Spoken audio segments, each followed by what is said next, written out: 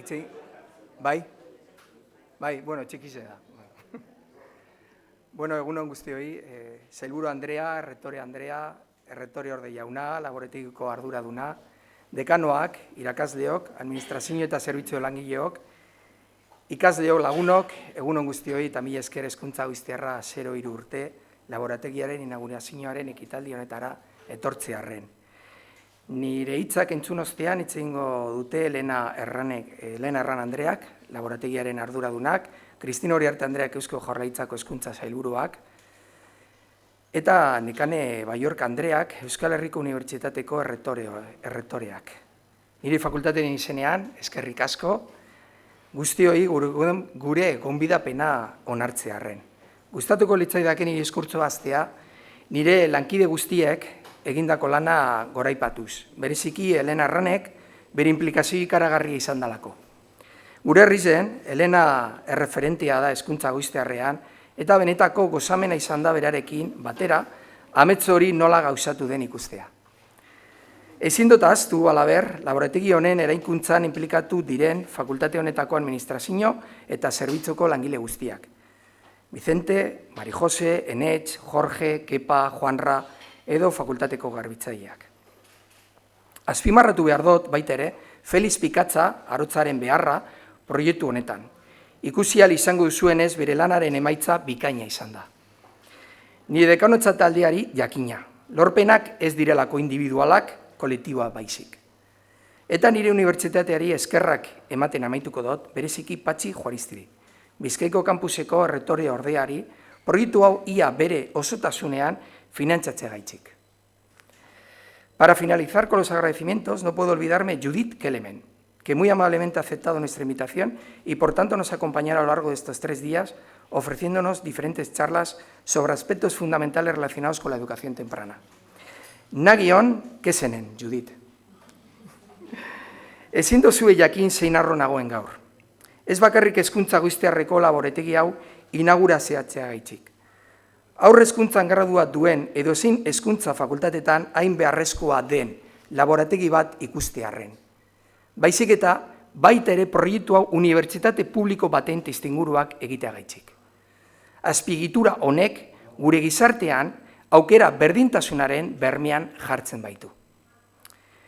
Mi responsabilidad como decano de esta facultad me llevó a intentar recabar el apoyo financiero para este proyecto en otras puertas, fuera de nuestra universidad. No estamos en una buena situación económica y pensé que parte de la financiación podía venir de fuentes externas. Creedme que no ha sido nada sencillo explicar en algunos foros en qué consistía este espacio. El cuidado del bebé, su desarrollo lingüístico, motor y cognitivo, sus hábitos de alimentación o higiene, y todo esto implementado con diferente material: cunas, tronas, sillitas, retrete, lavabo, muñecos o juguetes. Neurri batean, ezezko erantzun hori ulertu aldot. Izan ere, zientifikoki laborategiaren kontzeptua probetei, mikroskopioi edo pizgaluei lotzen diegu. Eta ikerketa haur hezkuntzakoa ez den zientziarekin lotzen omen da. Baina zer da zientzia? Modu objektibo eta sistematikoan, behaketaz eta arrazoimenez osatzen den jakintza denez agertzen den hiztegi zen. Eta gure hezkuntza goiztiarreko laborategian ez alda objektiboki ikertuko autonomiaren kontzeptua edo haurraren garapen kognitiboaren behaketa arrazoitua? A este respecto siempre pienso en las palabras de Paulo Freire. Ninguna sociedad se afirma sin el perfeccionamiento de su cultura, de la ciencia, de la investigación, de la tecnología, de la enseñanza, y todo esto comienza en la preescuela. Finalmente fue nuestra universidad la que creyó y financió este laboratorio.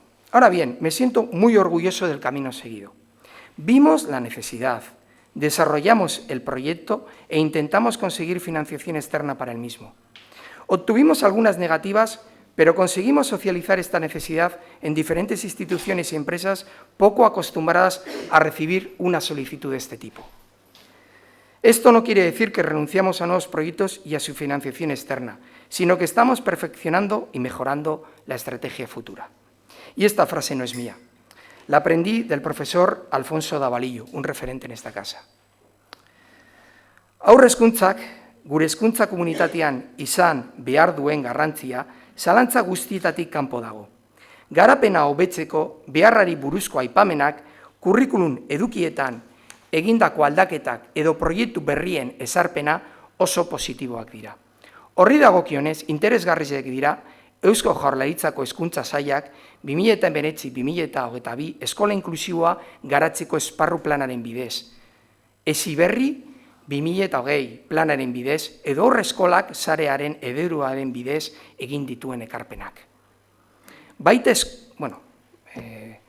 Hezkuntza Ministerioak berriki egindako adierazpen politikoetan ere, hasierako hezkuntza prestakuntzaren aldi horri eduki handiagoa ematen saiatuz etorkizuneko lehenloa hezkuntza legean.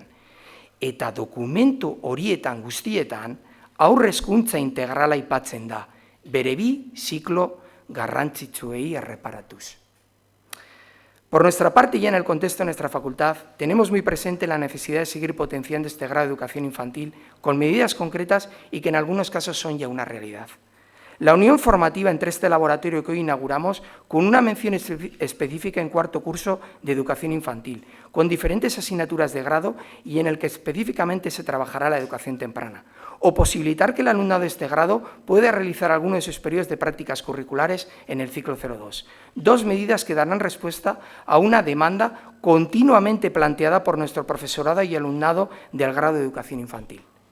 La creación de un grado trilingüe en educación infantil que aborde situaciones de aprendizaje lingüístico en entornos multiculturales y plurilingües. Solicitar para nuestro grado la mención internacional en UNIVACS, tal y como realizado ya para el grado de educación primaria. Adaptar en cuarto curso la mención de diversidad en la escuela para que se trabaje de una manera más eficaz el papel del docente en el refuerzo lingüístico y de la educación intercultural, figura fundamental en nuestros centros escolares. La participación de profesorado de este grado en el máster de atención temprana de la UPV, junto con profesorado de psicología, medicina y relaciones laborales y trabajo social. Un título referente en nuestra universidad por la calidad del proyecto y por el importante trabajo consensuado entre estas cuatro facultades. O, os lo anuncio, el nuevo posgrado que impartiremos a partir de septiembre junto con la Fundación Athletic y la Dirección de Deportes de la Diputación Foral de Vizcaya, titulado Deporte, Educación y Convivencia, Protección de la Infancia y de la Adolescencia, un título que es fruto del esfuerzo realizado a lo largo de estos últimos meses por las tres instituciones y que será sin duda un importante apoyo en el deporte escolar vizcaíno. Todas estas acciones y medidas en el contexto de una futura e importante modificación sobre la formación y el acceso a la profesión docente, que ya está encima de la mesa y que todavía está por discutir muchos de sus puntos. Funtsezko aldaketak, ahalegin komuna eta adostasun handia eskatuko dutenak.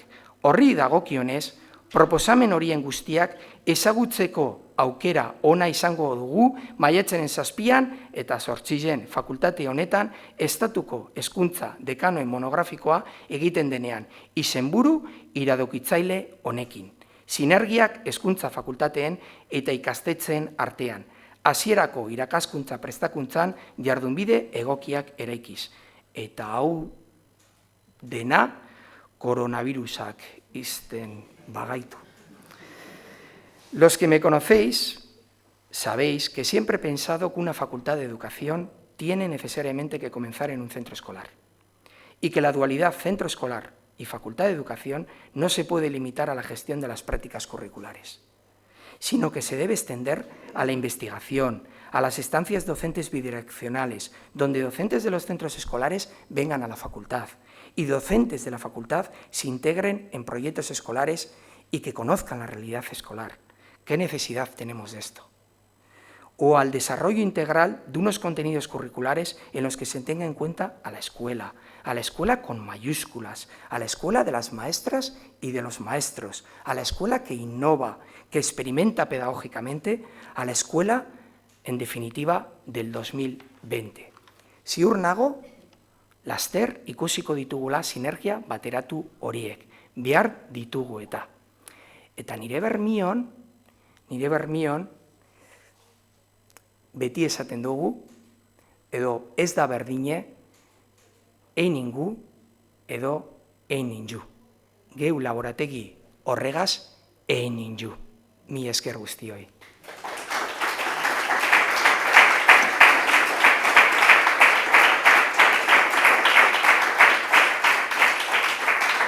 Eta orain Elena Erraneri emongo txatitza. Errektore Andrea, Sailburu Andrea, dekano jauna, lagunok, eskerrik asko etortzeagatik, ongi etorri. Egun 03ko garrantzien inguruan ez da binolako zalantzarik. Ikerketak, neurozientziak eta bar, horrela zehaztatzen dute. Baina gauzarik garrantzitsuna izango litzateke hezkuntza goiztiarrean egiten ari garen ikerketak dioena. Emaitzetariko garrantzitsu bat, zera dio. Jaio berria umetxoaren lehenengo egun, aste, hile, urteetan. Bizi izaniko esperientziak, bizipenak eta bar, ezin ditu eraikitzen ari den personalitate horretan integratu, ez baldin badu egiten pertsonen arteko harreman sistema baten barruan. Hau da, genetikoki soziala gara. Sistema hori zein da, familia. Baina, ze gertatzen da, familian ezitu ezin diren umeekin. Egun, baldago aukerarik aurreskoletan, era horretako sistema bat eratzeko, baikarketa badinozko baietz. Zorionez. Zeintzuk izango ziren baldintzak. Lehenengo umetxoa, pertsonatzat hartu, ez kosifikatu, joera duguta. Hortaz aparte, zereginaren erdi-erdian kokatu, bai? Eta testinguru horren baldintza fisikoak zein humanoak beraren arabera egokitu. Oso simple ematen du, hasiko ginateke, lehenengo eta behin. Ez hitzaila, egonkorra izan behar da. Egonkortasunak ahalbidetzen duelako pertsona horren harreman sistema horren parte hartzea eta sakontzen jarraitzea. Harreman horiek zeren arabera egiten dira? Umearen behar izanen arabera, elikadura, osasuna, garbiketa eta bar. Horiek zer bihurtzen dira esparru baten? Eremu, zaintzatan. Haratago joan da, umeak zer gehiago behar du? Mugitzea, mundua arakatzea, bai? Kognitiboki aritzea, horretarako baita ere, gelan, ez bakarri zaintza eremuak, baizik eta jarduera autonomorako esparru oso garrantzitsua da, bete behar izan desberdinetara egokitutako material, obiektu eta barrekin. Bai? Emaitza, familia ez da, baina eremu ezagun, egonkor, argi, ikusteko modun, errespetuzkoa eta barreta izango litzateke. Hortxe dago kalitatezko hezkuntza, ez dago beste inon. Baita ere, bertan dago, argi eta gazterreko ikuspegitik, lehen mailako prebentzioa. Hortxe dago, ez beste inon, bai? Gaur inauguratzen dugun laborategia, ez da esandako eremu horiek kokatzea baino, baina ez bakarrik ez fizikoki, baizik eta baita ere denbora kontutan hartu izan dugu. Bertan, 4 hilabetekin aurra, ez hitzailearen altzoan hartuko ditu lehenengo biberoiak. Baina denporaren poderioz, bazkaltzen amaituko du mailan eserita, gelakidekin, era sozializatu, heldu batean, autonomo batez, eta batez ere gogoz eta gustora, bai? Eta ez hori bakarrik, baizik eta bere behar izanen arabera berriro ere. Ados, gauza bera gertatuko zaio, esfinter kontrolarekin, hizkuntzarekin, arlo guztiekin. Ba? Gure umeri gabeko laborategia, ze asmakizun horren helburua zen izango litzateke. Gure aurrezkuntzako graduko ikaslei eremurik errealena eskaini izatea. Bai? Eskaintza horretan zer egon behar da? Beraien burua kokatzeko aukera, gehi, 03koen behar izanak ezagutu, eta profesionalki kokatzen hasi, zeren denbora gitxi barru tokatuko zaieta. Bai? Zehaztuz, 03 behar izanak ezagutu, 03ko materialak, espazioak, seguruak, segurtasuna, egokitasuna neurtu, sortu, bertan ebiltzen diren materialak, obiektuak, ekipamenduak, egokitasuna, potentzialtasuna soartu, bai? Aldaketak ezarriz, findu behar izanen arabera, egunerokotasunaren balioaz ohartu 03an, ze egunerokotasuna da behin eta berriz jorratu behar dana, ez beste ez dago gauza askorik asmatzerik. Bai? Azken finean guzti honek ahalbidetzen diguna da, bertan ez dagoen umearen balizko adimenaz, gustuaz, pertsonalitateaz, eta bar ohartzea, bai? Gure unibertsitate publikoa da, beraz, gure agintea, ikertuz, erantzunez, ardura soziala ikaragarria dugu. Gure erantzun, edo gure gizartearen beharrizanei erantzuteko. Beraz, jarrai dezagun gure leloa buru belarri ekiten, eman eta zabaltzazu. Eskerrik asko.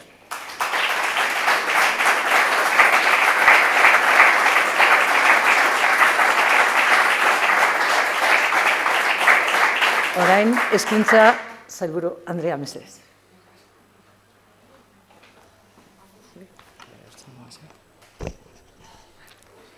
Euskal Herriko Unibertsitateko errektorea, Bizkaiko kampuseko errektore ordea, Hezkuntza Fakultateko dekanoa, Erran Anderea, irakasleak, jaun Andreok, egunon. Hezkuntza etengabeko eraldaketa batetan aurkitzen da. Beharrak eta lehentasunak aldatu egiten dira gure gizarte aldatzen den neurri berean. Hain zuzen ere, errealitate berrien aurrean arin mugitzea, arin erreakzionatzea da hezkuntza sistemaren erronka nagusia. Kontestu horretan kokatzen da gaurko laborategi berri honen irekiera. Hezkuntza fakultatearen helburua profesional bikainak formatzea da. Jakinda, profesional horien eskuetan dagoela gure ikasleen hezkuntza ibilbide sendoa. Eta horretarako, metodologia egokiak erakutsi behar dizkie etorkizuneko maisu eta andereinoi. Lehen balio zuenak, duela urte batzuk erabiltzen zenak, agian gaur egun ez du efektu berbera.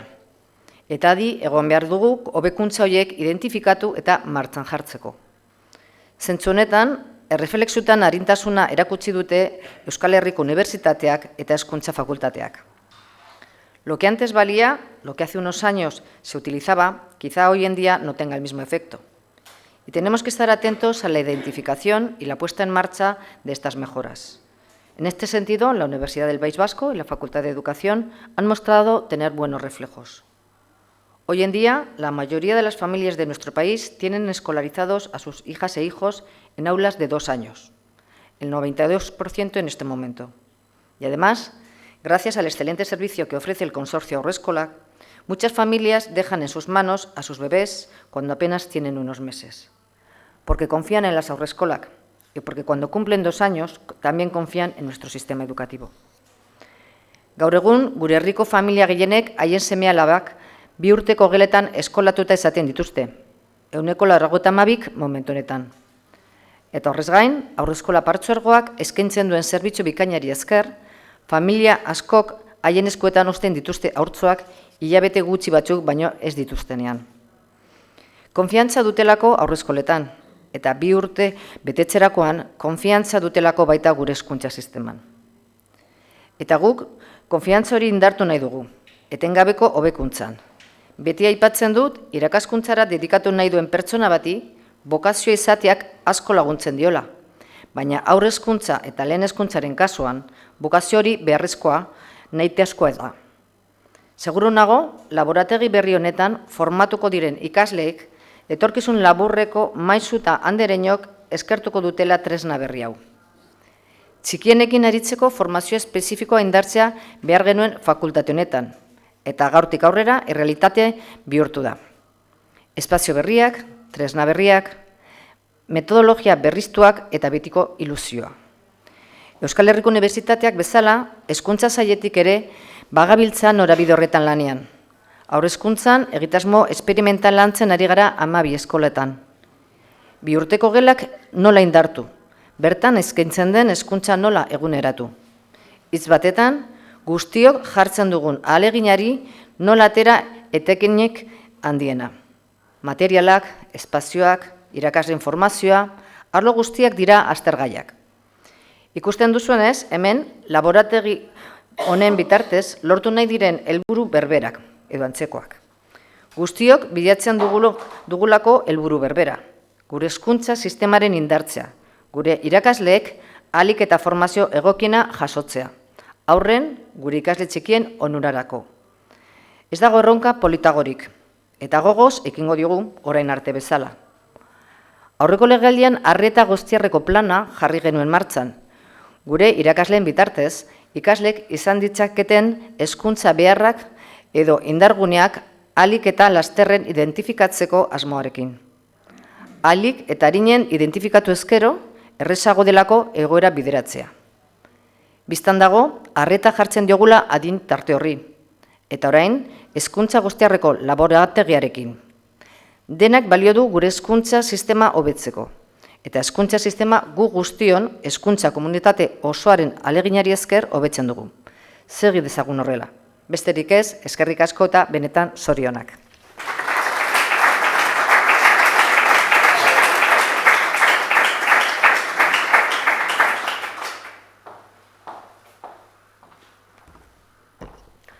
Hezkuntza Sailburu Andrea, Bilboko Hezkuntza Fakultateko dekano jauna, Euskadiko Eskola Kontseiluko presidente Andrea, Haurreskolak Partzuergoko zuzendari Andrea, Laborategiaren koordinatzaile Andrea, Judith Kelemen Andrea, agintariok, jaun-andreok, lagunok, egun on guztioi.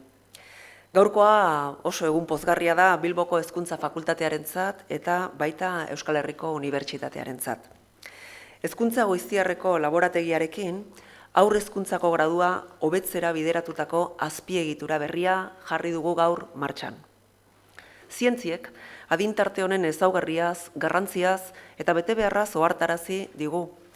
Lehen haurtzaroan, alegia 0 eta 3 urteko haurren artean, interbentzioa ezinbestekoa da gure gizartea osasuntsua izatea nahi badegu. Hezkuntza goiztiarraren garrantziaz kontziente izan behar gara, jaioberrien jaiotzeunetik gaitasun apartak garatzeko. Eta laborategi hau bezalako azpiegiturek sendotu egiten dute fakultate honetako formakuntza 0-6 urteko zikloan. Hezkuntza bide bat da, bai, gizadiaren historia bera bide bat den bezala. Haren geltoki bakoitza aurrekoaren gainean oinarritzen da. Halako moldez, nonbide luze horretako aurreko geltokiak ezagutzea modurik onena baita etorkizuna modu egokian eraikitzeko. Lehendabiziko geltokiek aparteko garrantzia dute, eta zeregin horretan hezkuntza goiztiarrerako laborategi honek oso eginkizun garrantzitsua izan dezake eta ziur nago izango du. Enfatizamos frecuentemente la idea de que el proceso de formación intelectual y profesional de una persona no tiene fecha de caducidad, que no se da por concluido, que no termina nunca. Y en efecto, con relación a visiones trasnochadas de la educación, cada vez es más evidente que nadie puede dar por concluida su formación en un momento dado, ya que este es un proceso abierto, constante y enriquecedor. La educación realmente nunca termina, pero también podemos preguntarnos cuándo empieza. La neurociencia y la psicología, como la doctora Herrán ha dicho, evidencian que la educación, tal como la concebimos, no tiene un momento de inicio, y mucho menos que ese proceso arranca con el desarrollo de la formación reglada en un centro educativo. La educación empieza con la existencia misma, cuando la conciencia humana se enfrenta a esa extraordinaria experiencia que es la vida, y con ella al descubrimiento de un universo lleno de contrastes y estímulos, al descubrimiento de los otros seres humanos como oportunidades para la relación personal y el enriquecimiento intelectual y emocional. Bizitza esperientzia liluragarria da, eta bizitza hasi bezain laster hasten den ikastaldia ere liluragarria da. Gaur inauguratzen dugun laborategiak ezin hobeto erakusten du hezkuntza prozesua bizitzaren lehen urratsetik hasten dela. Euskal Herriko Unibertsitateko eredu akademikoak koherentea izan nahi du evidentzia horrekin. Gune honetan, ikasleek bizitzaren lehen uneetako hezkuntzaren esperientzia zuzena izango dute. Horregatik, bere azpiegiturari baliabide berri hau gehitziagatik, nik ere bihotzez zoriondu nahi dut Bilboko Hezkuntza Fakultatea. Seguru nago, gure graduatuen prestakuntza hobetzen lagunduko duela, eta hobekuntza horrek isla izango duela gure hezkuntza sisteman garatuko duten lanean. Hezkuntza goiztiarrerako laborategian lan egingo duten pertsona guztiei onena opa diet Eta noski, mila esker zuen lanagatik eta zuen arretagatik.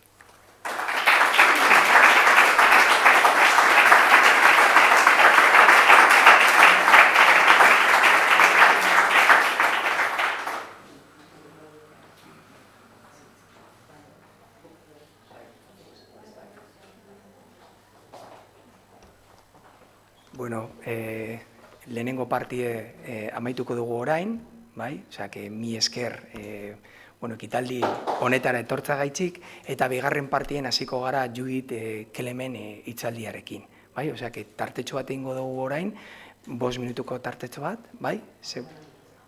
Bai, ordenagailuek eta hori dana montatu behar dudalako, eta mi esker benetan.